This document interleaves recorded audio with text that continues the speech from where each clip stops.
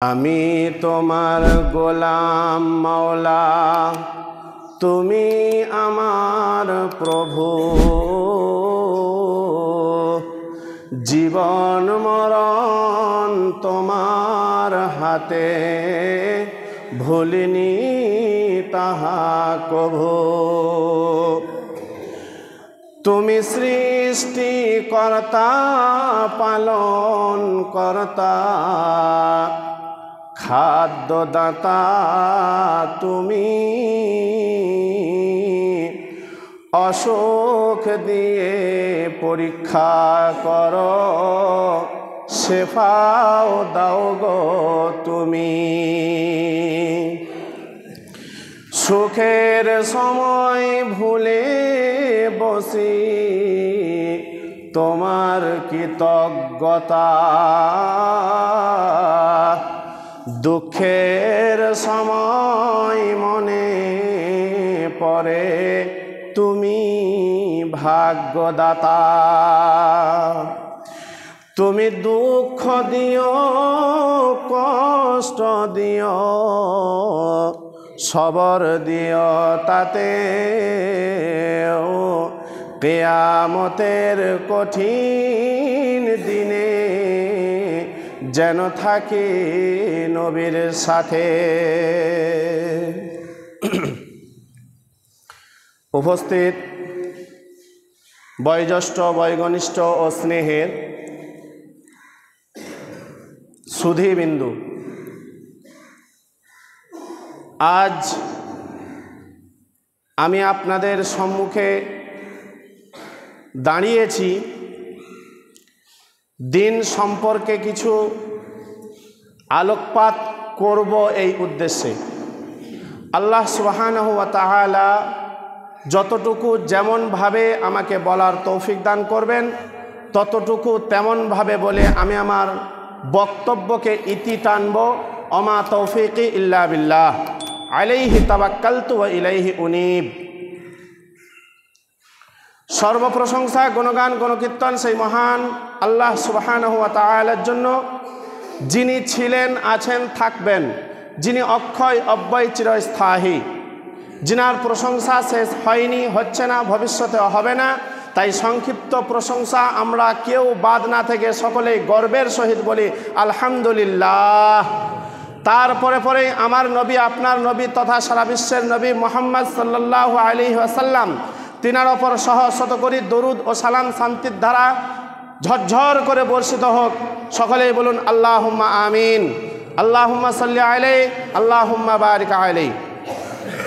উপস্থিত সুধীবিন্দু, আজকে যে বিষয়ের ওপরে বক্তব্য আলোড়ন সৃষ্টি করতে চলেছি, সেই বিষয়টা হলো আল্লাহ সুবহানাহু ওয়া তাআলার দুটি নিয়ামত, অমূল্য দুটি নিয়ামত, যা মুসলিমরা মূল্যায়ন করেনি, মুসলিমরা এর মান বোঝেনি, এর মর্যাদা, এর সম্মান কতখানি এ ওজন করতে পারেনি। যা পৃথিবীর বুকে যত মনীষীরা, হিন্দু মনীষীরা এসেছে, কেউ সাহিত্যিক, কেউ দার্শনিক, কেউ বিজ্ঞান, বড় বড় পৃথিবীর বুকে আমার আপনার মতো সীমিত জ্ঞানের মানুষ তারা নন। আমার আপনার মতো দু চার পাতা পড়ার মানুষ তিনারা নন। তিনারা পৃথিবীর বুকে কেউ বই লিখেছেন, কেউ সাহিত্যিক, কেউ দার্শনিক, কেউ গবেষক, কেউ বিজ্ঞান, বড় বড় মনীষী পৃথিবীর বুকে যারা বুদ্ধিজীবী এসেছেন, তারা ওই দুটি জিনিসের মূল্যায়ন করেছেন, ওই দুটি জিনিসকে স্যালুট করেছেন, ওই দুটি জিনিসের কাছে কুর্নিশ জানিয়েছেন। কিন্তু দুঃখের বিষয়, ওই দুটি জিনিস এই মুসলিমরা নিজ হাতে পাওয়ার পরেও তার মর্যাদা বোঝেনি, তার মূল্যায়ন করতে পারেনি, তার মূল্য দেওয়ার চেষ্টা করেনি, আর মূল্য দিতে পারবেও না। তবে কোনোদিন মূল্যায়ন করা, বোঝার চেষ্টা করেনি, হাতের কাছে পেয়েছে তাই। কিন্তু তাদেরকে পৃথিবীর বুকে সাহিত্যিকরা বুঝেছেন। এবার আপনি বলবেন, এ কথা আপনি কেন বলছেন, মুসলিমরা কেন বোঝেনি? জি হ্যাঁ, মুসলিমরা বুঝেনি। আপনি বাড়ি যাবার পর আপনার বাড়ির কোরআনটা কোথায় তোলা আছে একটু দেখবেন তো। পৃথিবীর বুকে বড় বড় নিয়ামত আল্লাহ যে দুটি দিয়েছেন, অমূল্য নিয়ামত, তার একটার নাম হলো কোরআন, আর উপর আরেকটার নাম হলো নবী মুহাম্মদুর রাসূলুল্লাহ সাল্লাল্লাহু আলাইহি ওয়াসাল্লাম।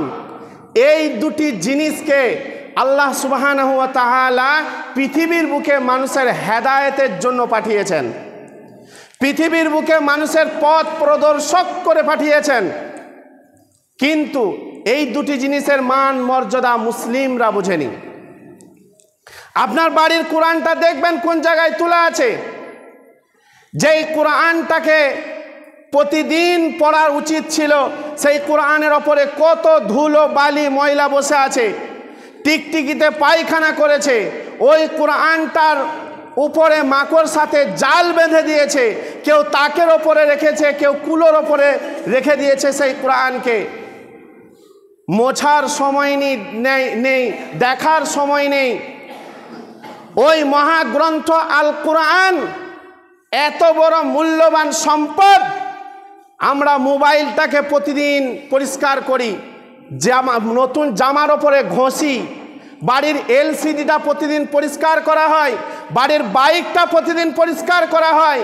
কিন্তু কোরআনটা মা বোনেরা যদি তাকটা এভাবে করে পরিষ্কার করতেও যায়, আমি ভয় করি, আমাকে ভয় লাগে কোরআন। কেন?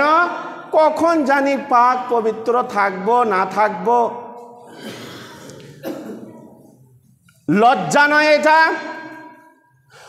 বুবুরা, খালারা, আপনাদের এটা লজ্জার কথা নয়?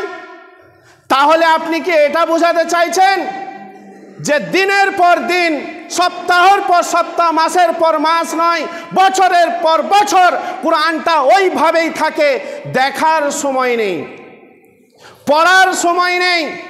পুরুষদের তো কথাই ছাড়ুন, পুরুষরা তো অধিকাংশ 99% পুরুষ কোরআন পড়তে জানে না। এরা নামাজ পড়ে তুতা পাখির মতো করে। এরা আজও পর্যন্ত আল্লাহকে কিভাবে ডাকতে হবে, নামাজে কিভাবে দোয়া পড়তে হয়, কি কি সূরা কখন পড়তে হয়, পুরুষরা এটা আজও পর্যন্ত জানার চেষ্টা করলো না। পুরুষের কথাটাই বাদ দেন, আজকের যুগের মহিলারা যদি কোরআন না পড়তে জানে, তাহলে অধিকাংশ মেয়ের বিয়ে ভেঙে যায়।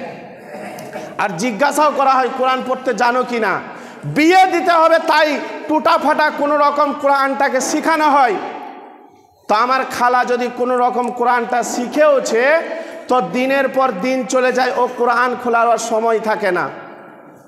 যদিও 1 বছর পর রমজান মাস আসে, তো ওই রমজান মাসটাতে খালা সময়টা কাটায় সিরিয়ালে, আমার বুবুর সময় কাটায় খুকুমুনি হোম ডেলিভারিতে, সময় কাটায় আপনার খড়কুটো, সময় কাটে কিরণমালায়। শ্যামরত অবস্থায় আছে, তো সময়টা পাস করতে হবে। ওই কোরআনকে দেখার সময় আমাদের মুসলিমদের নেই। বড় দুঃখ বেদনার বিষয়।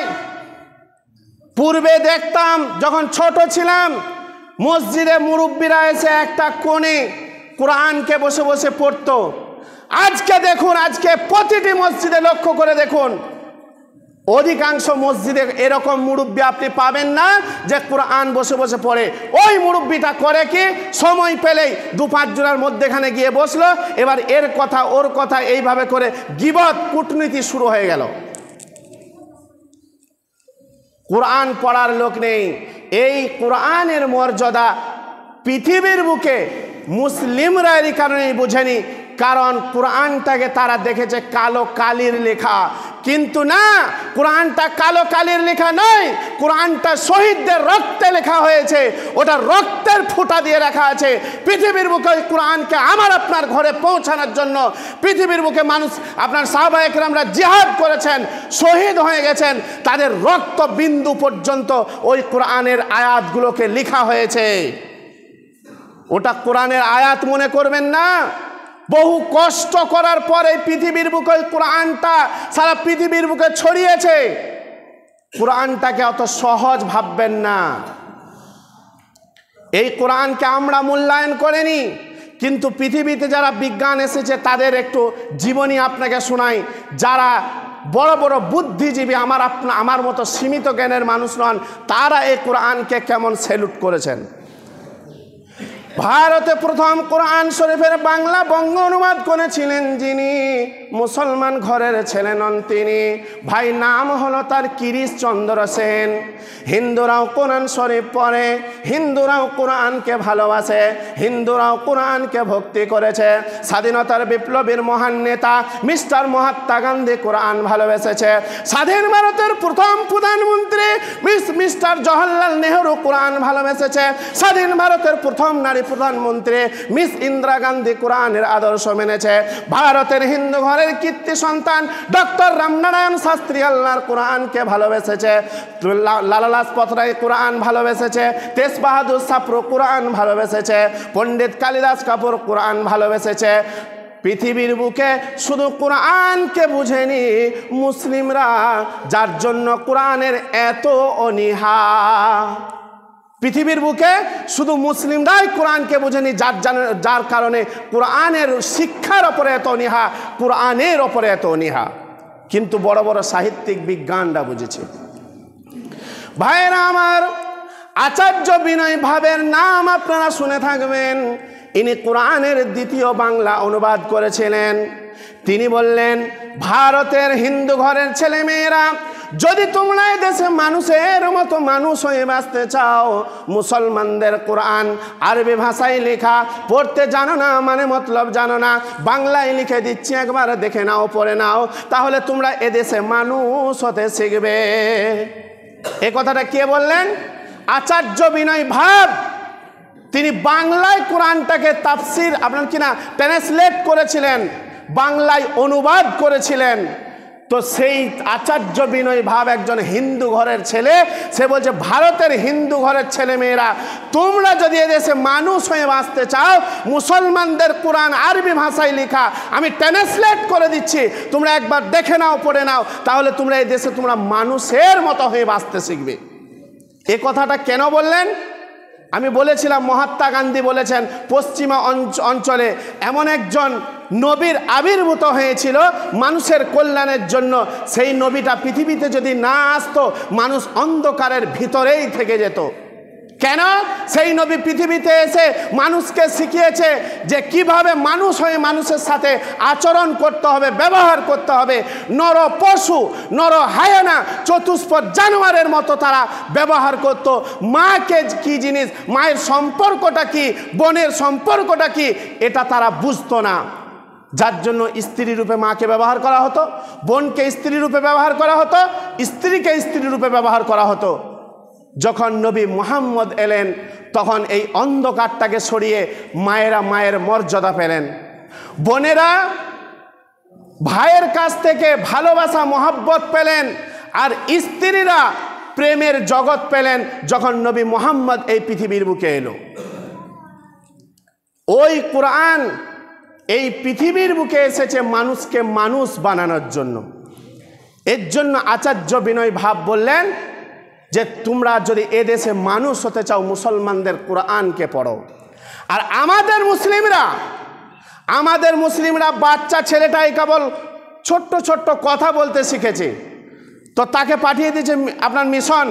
যে সময়টাতে মা আব্বার ভালোবাসা পাবে ছেলেটা, ওই সময়টাতে বলছে যা চলে যা মিশনে। মাসে 900-1200 টাকা লাগছে, কোনো অসুবিধা নাই। আবার এমনও ঘর থাকে যে ইংরেজি পড়ানোর জন্য 1500 টাকা বেতন স্পেশাল করে দিয়ে পড়ানো হয় ওই বাচ্চা ছেলেটাকে। ফ্যাট ফুড ব্যাড বুট শিখবে। আর যখন আরবি কোরআন পড়ানো, তখন মোটামুটি ওই মসজিদের ইমাম আছে, বিকালবেলায় চলে যাওয়ার পর যেমন তেমন হলো, না হলো বাড়ি চলে এসো। এ তো কোরআন, অত প্রয়োজন নেই। এই কোরআনকে শেখানোর জন্য আজকে সোশ্যাল মিডিয়ায় যত দূর পর্যন্ত আমার এই আওয়াজ যাচ্ছে, প্রতিটি মুসলিম জাতিকে, প্রতিটি মুসলমান ভাইকে আমার এই কথাটা পৌঁছে দেওয়া উচিত যে আজকের সমাজ এত অধঃপতনে কেন চলে গেল। মসজিদের ইমাম 5টা টাকা যদি নেয়, যদি 250 চাল আনে, অতেই আবার কত রকম কথা, বেতন দিছি আবার পালি দিছি, এরপরে আবার পয়সা লাগবে। তোমার লজ্জা লাগে না? শরম হয় না তোমার? তুমি নিজের জন্য পান, বিড়ি, সিগারেট, গুটকায় কত টাকা খরচ করো, এরপরেও 5টা টাকা কোরআনের পিছনে খরচ করতে তোমার এত ব্যথা, এত কষ্ট তোমার। আর তুমি ভাবছো যে আমার ওই সন্তানটার কাছ থেকে আমি ভবিষ্যতে ভাত পাবো। জি না, আপনি অপেক্ষা করুন বৃদ্ধাশ্রমকে যাওয়ার জন্য। আপনার মতো মানুষের, আপনার মতো পিতার বৃদ্ধাশ্রমই যথেষ্ট, যার কারণে যে আপনি ভাত পেতেন সেই শিক্ষাটা তাকে দেন নাই। আপনি কোরআনের শিক্ষা ছেড়ে দিয়ে ছেলেকে ইংরেজি শিখিয়েছিলেন কেন? দুনিয়া করার জন্য, ডাক্তার, মাস্টার, অফিসার হওয়ার জন্য। আজকে বলতে পারেন কটা আলেমের, কটা মাওলানা ছেলে বৃদ্ধাশ্রমে থাকে? যেগুলো থাকে সেগুলো ডাক্তার, মাস্টার, ব্যারিস্টার, তাদের মা বাপেরা বৃদ্ধাশ্রমে রয়েছে। আর যারা ধর্মের শিক্ষা অর্জন করেছে তারা কোনোদিন বৃদ্ধাশ্রমে নেই। তারা সন্তানদের কলিজায় আছে, সন্তানদের হৃদয়ের মধ্যেখানে ঢুকে আছে। মুসলমান, খ্রিস্টানদের দিকে লক্ষ্য করো, তোমার মতো বড় বড় মসজিদ বানায়নি, তোমার মতো বড় বড় তারা গির্জা বানায় না যে আমরা গির্জা তৈরি করে সেখানে ইবাদত করতে যাব। এই যে মসজিদ, আল্লাহ রসুল সাল্লাল্লাহু আলাইহি ওয়াসাল্লাম বলেছেন যে প্রতিটি মহল্লাতে তোমরা মসজিদ তৈরি করো।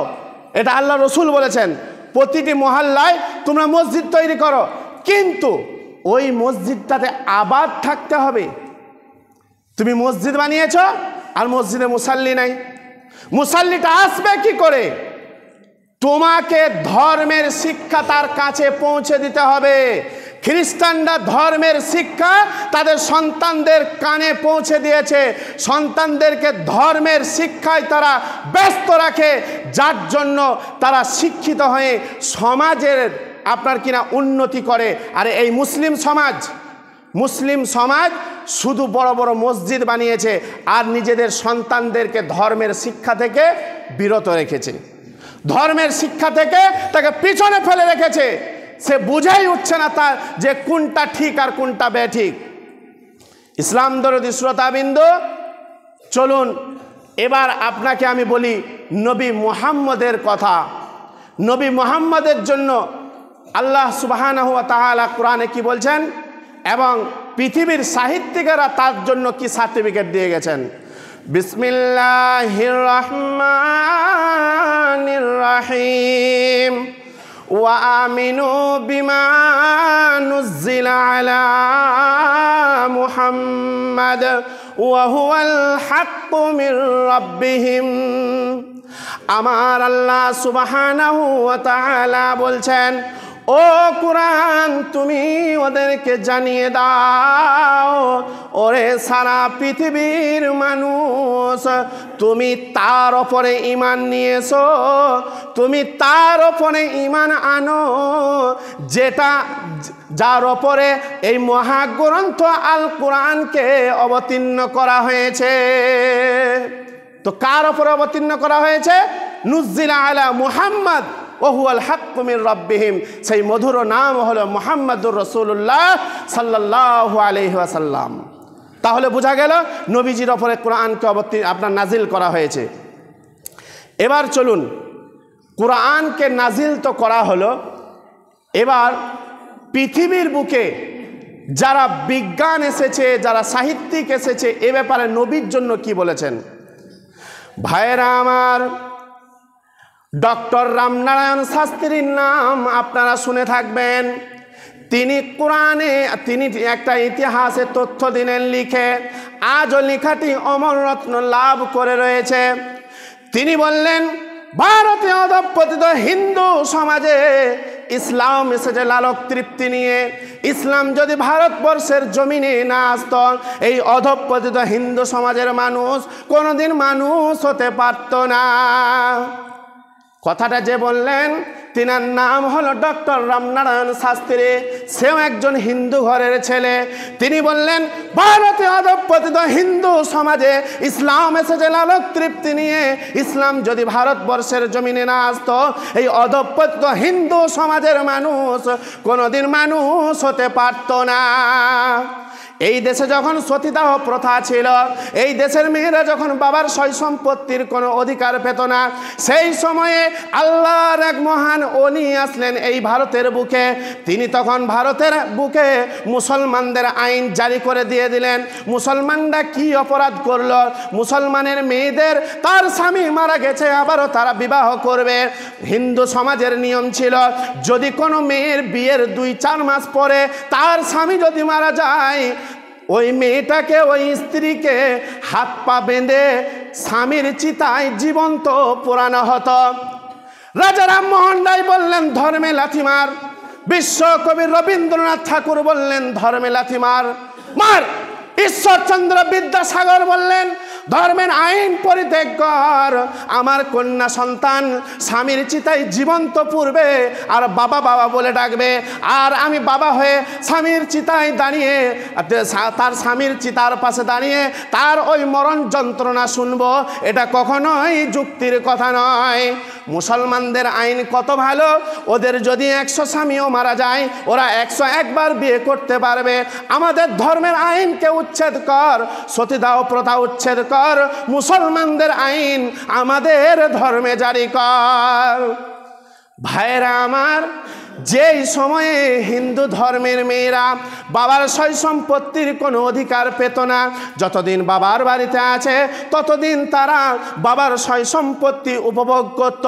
যখনই তাদেরকে বিবাহ দিয়ে দেওয়া হতো, আর কোনো বাবার সয় সম্পত্তির অধিকার তাদের থাকতো না। কিন্তু মুসলমানদের কোরআন বলেছে, সূরা নম্বর 4, সূরাটির নাম হলো সূরা নিসা, আর আপনার পারা নম্বর 4, সূরাটির আয়াত নম্বর হলো 12 থেকে আপনার সূরাটি শুরু হচ্ছে। বিসমিল্লাহির রহমানির রহিম। ইউসিকুমুল্লাহু ফি আওলাদিকুম লিযযাকারি মিসলু হাজ্জিল উনসায়াইন ফাইন কুন্না নিসান ফাওকা ইসনাতাইনি ফালাহুন্না সুলুসা মা তারাক। এইভাবে করে লম্বা আয়াতটা এসেছে। এই আয়াতের ভিতরে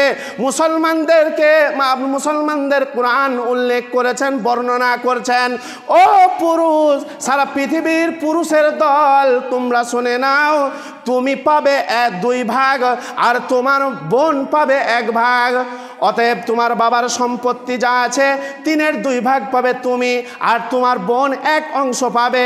কারণ তোমার কাছ থেকেও তোমার বোন পাবে, তোমার আপনার জামাইবাবু অর্থাৎ তোমার বোনাইয়ের কাছ থেকে, অর্থাৎ তার স্বামীর কাছ থেকেও সে পাবে, তার ছেলের কাছ থেকেও সে পাবে। এর জন্য তাকে 1 ভাগ দেওয়া হয়েছে, আর তোমাকে দেওয়া হয়েছে 2 ভাগ। হিন্দু সমাজের মেয়েরা বলল ওরা মুসলমানের সমাজের মেয়েরা পাচ্ছে, আর আমরা কেন পাবো না বলুন? আমরা কি অপরাধ করলাম?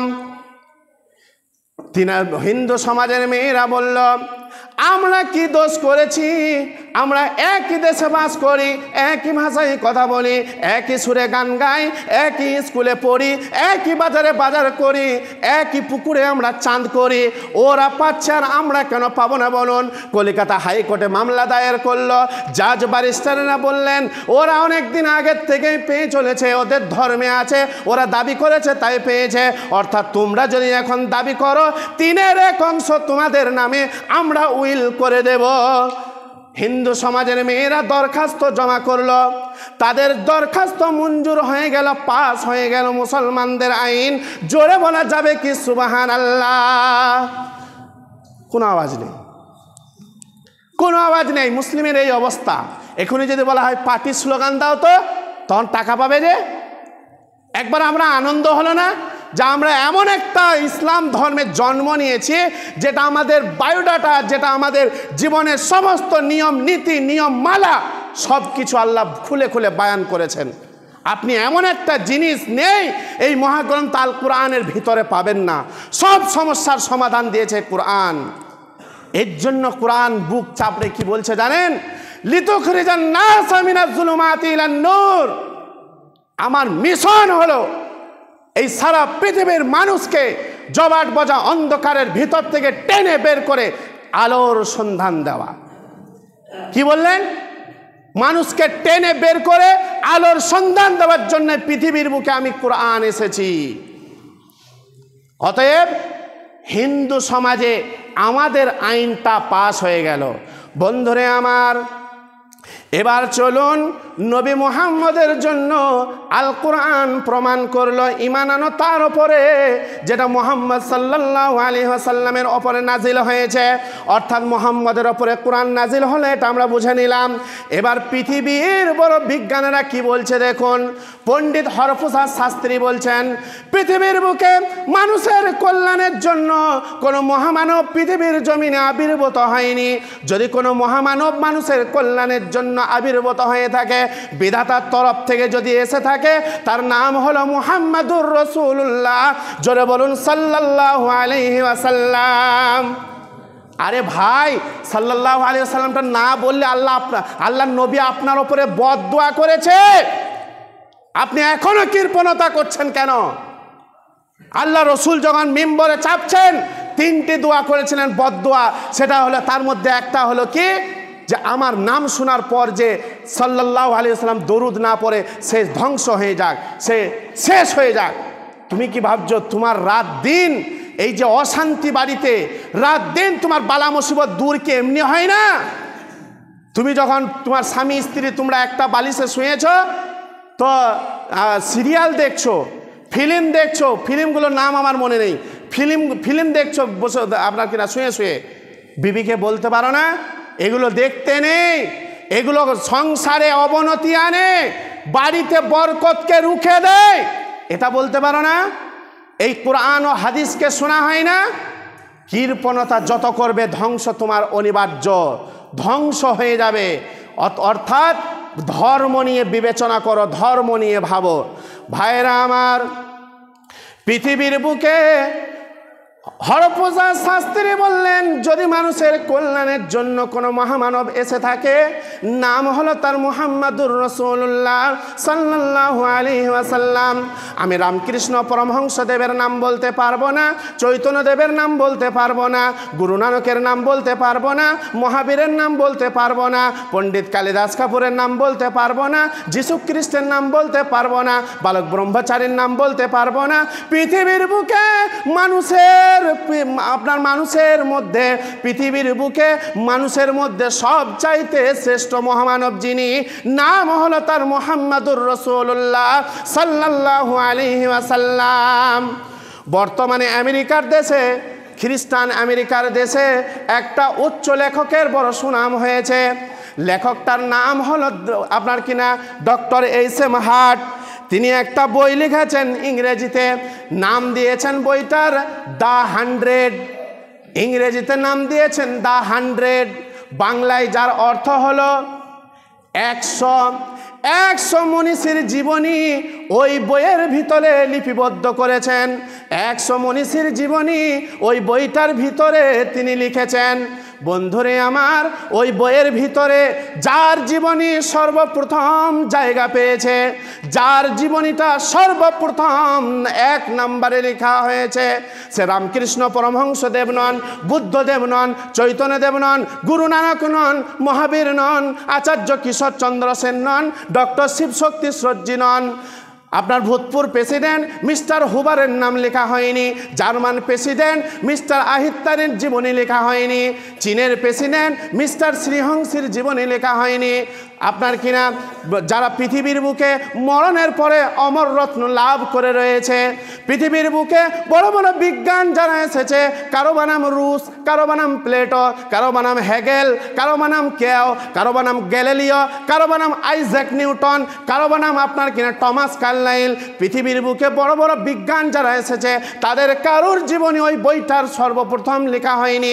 ওই বইয়ের ভিতরে যার জীবনী সর্বপ্রথম জায়গা পেয়েছে, সে হলো আমাদের নবী, আমার নবী, আপনার নবী তথা সারা বিশ্বের নবী, যিনি মানুষকে অন্ধকারের ভিতর থেকে টেনে বের করেছেন, যিনি মা আমিনার কলিজার টুকরা নয়নের মণি, যিনার মধুর নাম মুহাম্মাদুর রাসূলুল্লাহ। জোরে বলুন সাল্লাল্লাহু আলাইহি ওয়াসাল্লাম। পৃথিবীর বুকে বড় বড় বিজ্ঞান এসেছে, তাদের জীবনী সর্বপ্রথম জায়গা পায়নি। এই যার জীবনী জায়গা পেয়েছে তিনি হলেন আমার আপনার নবী। এর জন্যই না আল্লাহ কোরআনে বলেছেন, লাকাদ কানা লাকুম ফি রাসূলিল্লাহি উসওয়াতুন হাসানা, আমি তোমাকে সর্বচরিত্রের মানুষ বানালাম। অতএব কুল, হে নবী তুমি বলো, আতিউল্লাহ ওয়া আতিউর রাসূল, যদি কেউ বলে আমাকে পেতে চায়, যদি বলে আল্লাহ কত দূরে, ওয়াইজা সালাকা ইবাদি আন্নি ফাইন্নি কারিব, তুমি বলো আল্লাহ তোমার অতি নিকটে রয়েছে। ডাকো আল্লাহকে, তবে আমার নকশা দিয়ে, আমার ফর্মুলা দিয়ে, আমার আইডিয়া দিয়ে, আমি যেমনভাবে ডেকেছি আল্লাহকে তেমনভাবে ডাকো, তবেই তুমি তোমার মাবুদকে পেয়ে যাবে। ইসলাম দরদি শ্রোতাবৃন্দ, সর্বোপরি মূল কথা দুটি জিনিস বোঝালাম, একটা কোরআন এবং একটা নবী মুহাম্মদ। কোরআনের প্রতি আমাদের ভালোবাসা এবং শিক্ষার হার বাড়াতে হবে। কোরআনকে আরও বেশি বেশি করে আমাদের সন্তানকে শেখাতে হবে। শুধু কোরআন নয়, এর ব্যাখ্যা শিখতে হবে, কোরআনের ভিতরে ঢুকতে হবে। কোরআনের ভিতরে এমন কিছু জিনিস নাই যেটা আল্লাহ বলেনি। এবং নবী মুহাম্মদ সাল্লাল্লাহু আলাইহি ওয়াসাল্লামকে যতদিন পার্থিব জীবনে থাকবো ততদিন তিনাকে অনুসরণ করে আমাদেরকে চলতে হবে। কারণ তিনার জন্য আমরা আমাদের অল্প জ্ঞানে যতটা বুঝছি তার চাইতে অধিক জ্ঞান যাদের ছিল, বুদ্ধি যাদের ছিল, সাহিত্যিক বিজ্ঞান, তাদের এই কোরআন এবং হাদিসের কাছে কুর্নিশ করেছেন, স্যালুট করেছেন। তিনারা বলে গেছেন যে এই দুটি, আপনার একটা কোরআন এবং হাদিস, এই দুটি হলো মানুষের সত্যের পথ, এবং মানুষ এর দুটির ওপরে যদি জীবন চালায় তাহলে তার জীবনটা শুভময় হয়ে যাবে। আল্লাহ আমাদেরকে জানার শোনার থেকে বেশি বেশি আমল করার তৌফিক দান করুক। আল্লাহুম্মা আমিন।